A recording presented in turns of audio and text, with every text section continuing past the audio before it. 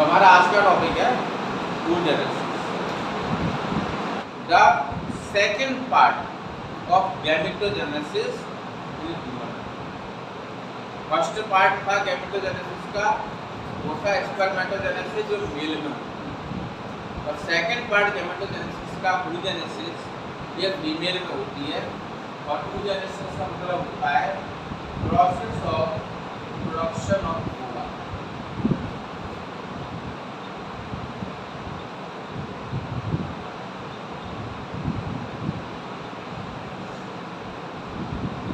अब पूछा जाता है फीमेल में ये प्रोसेस कहाँ, साइट ऑफ अकरेंस क्या है।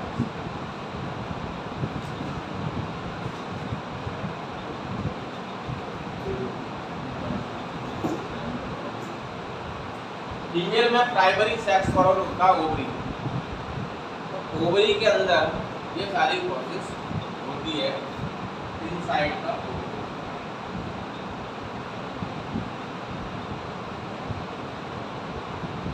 और ओवरी के अंदर कौन सी सेल ऐसी हैं जो oogenesis की प्रोसेस में भाग लेती हैं, मीन्स सेल पार्ट। जब ओवरी बिल्कुल यंग होती है, नई नई ओवरी बनी है, उसके अंदर कोई भी एग नहीं है, उस समय उसके अंदर एक विशेष प्रकार की सेल्स होती है, उनको कहते हैं ओवोनियम सेल्स। वही ओवोनियम सेल्स आगे चलकर गैमीट्स, फीमेल गैमीट ओवा की फॉर्मेशन करती हैं। और ये जो सेल के पार्ट है, कौन सी सेल आगे होती है, उसका नाम आता है oogenesis सेल्स। ये वो सेल है जो फीमेल में oogenesis के लिए जिम्मेदार है, अर्थात ओवा की फॉर्मेशन के लिए जिम्मेदार है। अब oogenesis की प्रोसेस फीमेल में लाइफ के किस स्टेज में होती है। हम क्या जानते हैं कि मेल में स्पर्मेटोजेनेसिस स्टार्ट होती है प्यूबर्टी के टाइम पर, जब 12 से 14 साल का हो जाता है लड़का जो, तब उसके अंदर हार्मोनल सिक्रीशन स्टार्ट होते हैं और तब जाकर उसके अंदर स्पर्मेटोजेनेसिस स्टार्ट होता है। लेकिन यहाँ थोड़ा सा अलग प्रकार का प्रोसेस है। oogenesis फीमेल में तभी स्टार्ट हो जाती है जब फीमेल खुद एम्ब्रियोनिक स्टेज में थी और अपने मदर के यूटेरस में डेवलप हुई, यानी कि इसका बर्थ नहीं हुआ है, उससे पहले ही फीमेल बॉडी में oogenesis स्टार्ट हो चुकी होती है। यानी कि टाइम ऑफ इनिशिएशन है during embryonic stage of female foetus.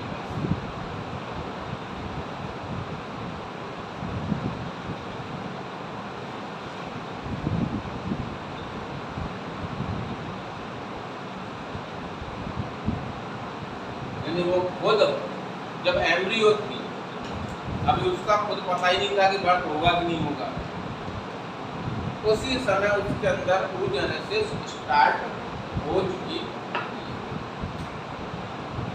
अब ये प्रोसेस होती कैसे, बर्थ से लेकर एम्ब्रियोनिक, बिफोर द बर्थ क्या क्या काम होते हैं, बर्थ से प्यूबर्टी तक क्या क्या काम होते हैं, और प्यूबर्टी के बाद में क्या क्या काम होते हैं। 3 हेडिंग्स में हम oogenesis को पढ़ने वाले हैं। Before birth mechanism,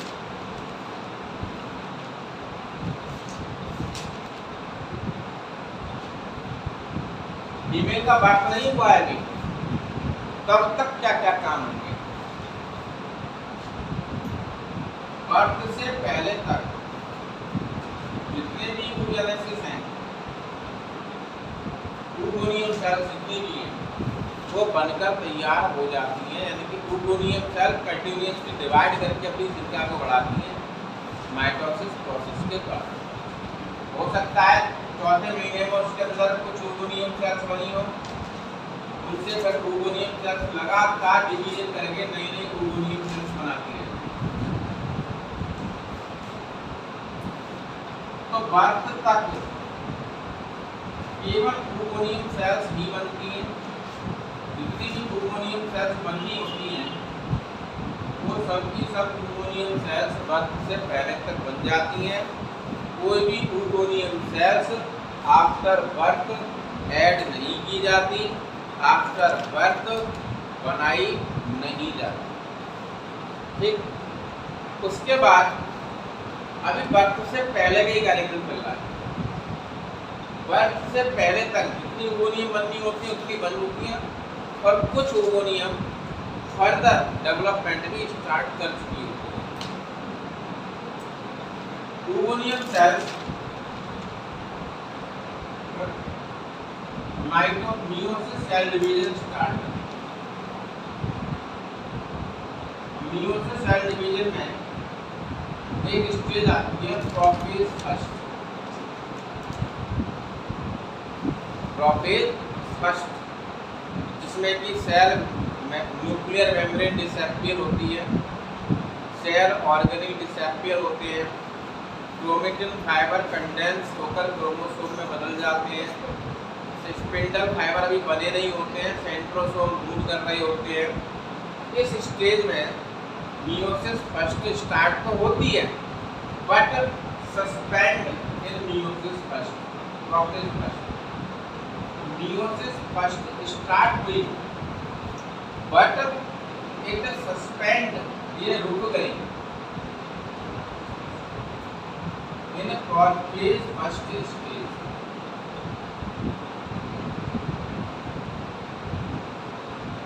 prophase first stage में ये प्रोसेस रुक गई। अरे एक प्लूटोनियम सेल ने फिर मियोसिस फर्स्ट स्टार्ट की है। मियोसिस फर्स्ट में उसने अपनी सेल मेम्ब्रेन न्यूक्लियर मेम्ब्रेन को डिसएपियर भी कर लिया, क्रोमोसोम को कंडेंस भी कर लिया, सेंट्रोसोम को मूव भी करा दिया, सेल ऑर्गन्स को डिसएपियर भी कर लिया, लेकिन आगे कार्यक्रम नहीं बढ़ पाया। मेटाफेज फर्स्ट नहीं शुरू हो पाई और प्रोफेज फर्स्ट में ही ये प्रोसेस रुक जाती है। अस्थायी रूप से, टेम्पररी रूप से, ऐसा नहीं परमानेंटली रुक गई, आगे होगी तो टेम्पररी ये स्टेज रुक जाती है। और प्लूटोनियम को इस समय जिसमें कि प्रोफेज फर्स्ट रुका हुआ है तब उसे कहते हैं प्राइमरी oocyte।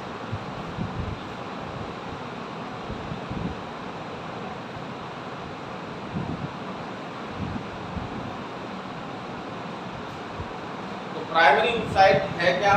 ऐसी प्लूटोनियम सेल्स जिनमें मियोसिस फर्स्ट रुका हुआ है प्रोफेज फर्स्ट स्टेज में, ऐसी प्लूटोनियम सेल्स को हम प्राइमरी oocyte। अब प्राइमरी oocyte के ऊपर कुछ protective covering of cells develop होती हैं जिन्हें हम कहते हैं ग्रेन्युलोसा सेल्स और एंटायर स्ट्रक्चर वो कहलाती है प्राइमरी फॉलिकल। ये है आपकी प्लूटोनियम सेल्स, ये प्रोफेज फर्स्ट रुका हुआ है यानी कि ये है प्राइमरी oocyte और इसके ऊपर कुछ प्रोटेक्टिव कवरिंग डेवलप हो गई है जिन्हें कहते हैं ग्रेन्युलोसा सेल।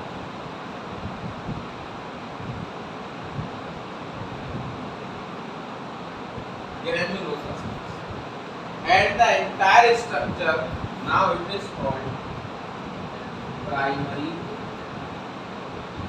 follicle। इसी स्ट्रक्चर को हम कहते हैं प्राइमरी। यहाँ तक बर्थ से पहले तक का कार्यक्रम बन चुका होता है। बर्थ से पहले तक क्या क्या काम हुआ है? जितनी ओवोनियम बननी थी माइटोसिस के द्वारा बन गई। ओवोनियम ने मियोसिस फर्स्ट भी स्टार्ट कर दिया। मियोसिस फर्स्ट प्रोफेज फर्स्ट में रुक भी गया। प्राइमरी oocyte के चारों ओर ग्रेनुलोसा सेल्स की लेयर भी बन गई और इस स्ट्रक्चर को हम प्राइमरी फॉलिकल कहते हैं। तो प्राइमरी फॉलिकल एक्चुअली में क्या है? प्राइमरी oocyte है plus granulosa cells. The whole structure is known as primary oocyte. Then birth to the puberty क्या होता है? Birth to puberty. बर्थ से प्यूबर्टी तक क्या होता है? बर्थ से प्यूबर्टी तक एक इवेंट होता है, उसको कहते हैं फॉलिकुलर एट्रेसिया। बर्थ हो गया, फीमेल की ओवरी में प्राइमरी फॉलिकल है, करीब करीब 10 लाख होती है, 1 मिलियन होती है एक ओवरी में। इतनी प्राइमरी फॉलिकल एक बेबी फीमेल के ओवरी में प्रेजेंट है। अब 12-10 साल तक वो ग्रो कर रही है, प्यूबर्टी आएगी 10 साल में मान लेते हैं।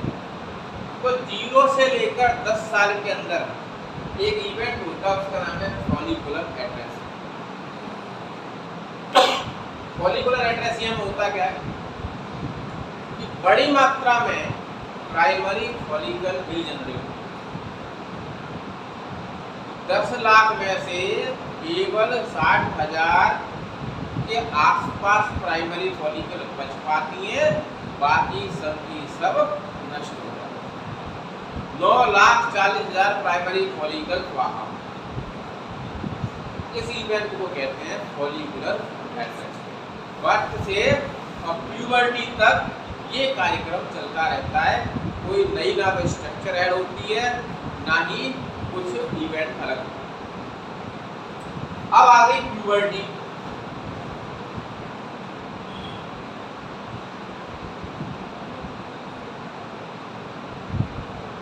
प्यूबर्टी आते ही हार्मोनल सिक्रीशन स्टार्ट होता है। हार्मोनल सिक्रीशन स्टार्ट होते ही पहले तो प्राइमरी फॉलिकल के ऊपर और ग्रेन्युलोसा सेल्स की लेयर डेवलप होती है। ये प्राइमरी फॉलिकल की प्राइमरी oocyte है, ये नीलो से छुपा हुआ है। ये एक लेयर की प्राइमरी फॉलिकल ग्रेन्युलोसा सेल्स और ये स्ट्रक्चर थी प्राइमरी। अब इसके ऊपर और ज्यादा ग्रेन्युलोसा सेल्स की लेयर डेवलप होती है।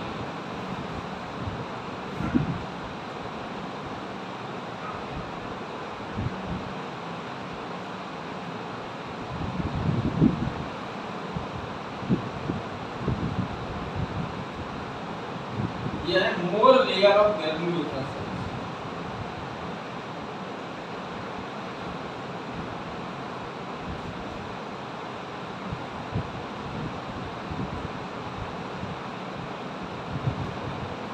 ये डेवलप होती है हार्मोनल सिक्रीशन के साथ, और ये पूरी स्ट्रक्चर अब बदल जाती है सेकेंडरी फॉलिकल। इस स्ट्रक्चर को हम कहते हैं सेकेंडरी फॉलिकल। अब आपसे मैं पूछूं कि प्राइमरी फॉलिकल और सेकेंडरी फॉलिकल में क्या अंतर है, तो दोनों में एक ही बात है, दोनों के अंदर ही प्राइमरी oocyte है। अंतर इतना है कि प्राइमरी फॉलिकल में less number of granulosa cells पाई जाती हैं और सेकेंडरी फॉलिकल में more number of granulosa cells पाई जाती हैं। क्लियर? अब क्या होता है, हार्मोनल सिक्रीशन तेज हुआ तो यहाँ पर बीच में प्राइमरी oocyte और ग्रेन्युलोसा सेल्स की लेयर के बीच में एक कैविटी डेवलप हो जाती है, उसमें एक फ्लूइड बना रहता है और उस कैविटी को हम कहते हैं एंट्रम। हुआ क्या,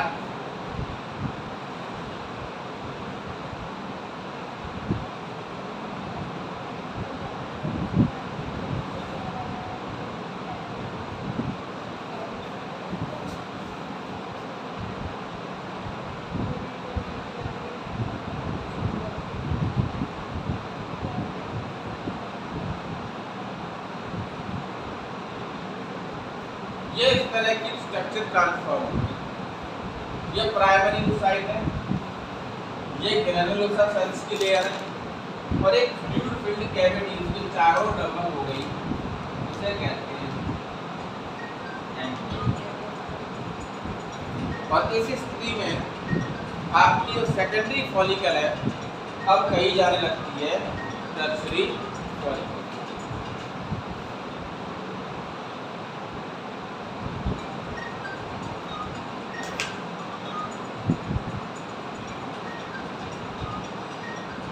टर्शियरी फॉलिकल अब इसी समय लगभग जैसे एंट्रम डेवलप होती है और उसी समय प्राइमरी oocyte अपना मियोसिस फर्स्ट पूरा करता है।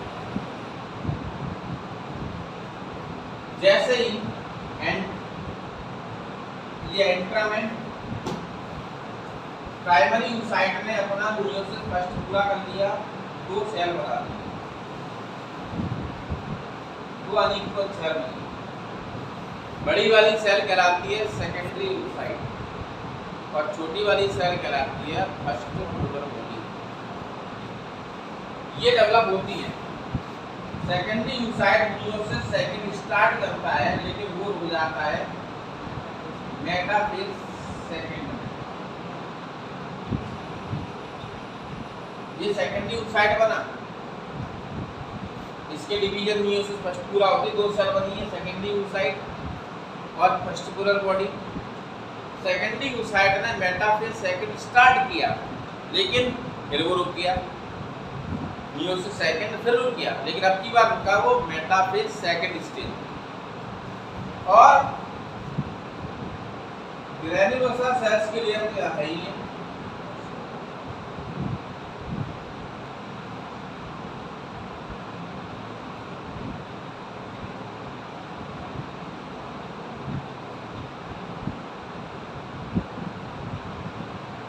ये पूरी स्ट्रक्चर अब यह कहलाती है ग्राफियन फॉलिकल या मैच्योर फॉलिकल।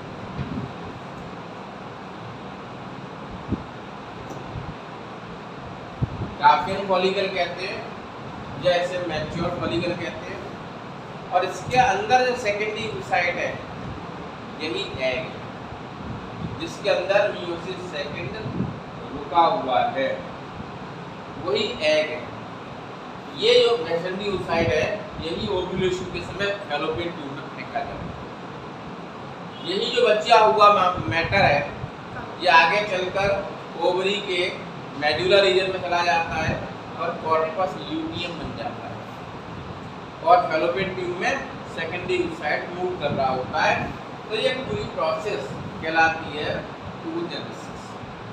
तो एक बार फिर से मैं oogenesis की बात कर रहा हूँ कि बर्थ से पहले जितनी oogoनियम होती है वो बन चुकी होती है और oogoनियम सेल्स मियोसिस फर्स्ट स्टार्ट करती हैं लेकिन वो प्रोसेस फर्स्ट में रुक जाता है और oogoनियम सेल्स को हम प्राइमरी oocyte कहते हैं।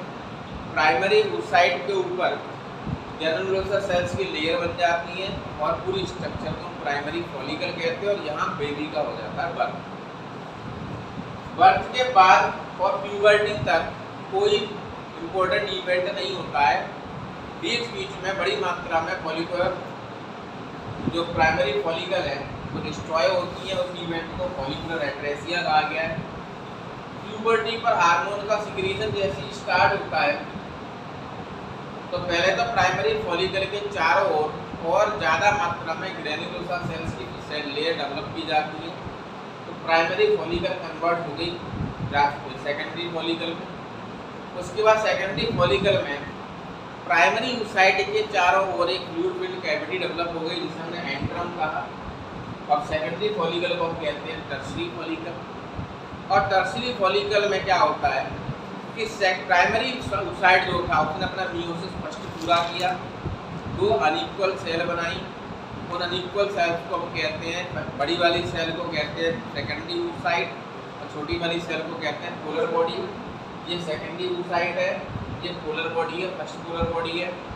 Secondary oocyte meiosis second start करता है और लेकिन वो मेटाफेज सेकंड में स्टॉप हो जाता है और इस पूरी स्ट्रक्चर को large number of granulosa cell plus antrum plus secondary oocyte plus first polar body is collectively known as Graafian follicle.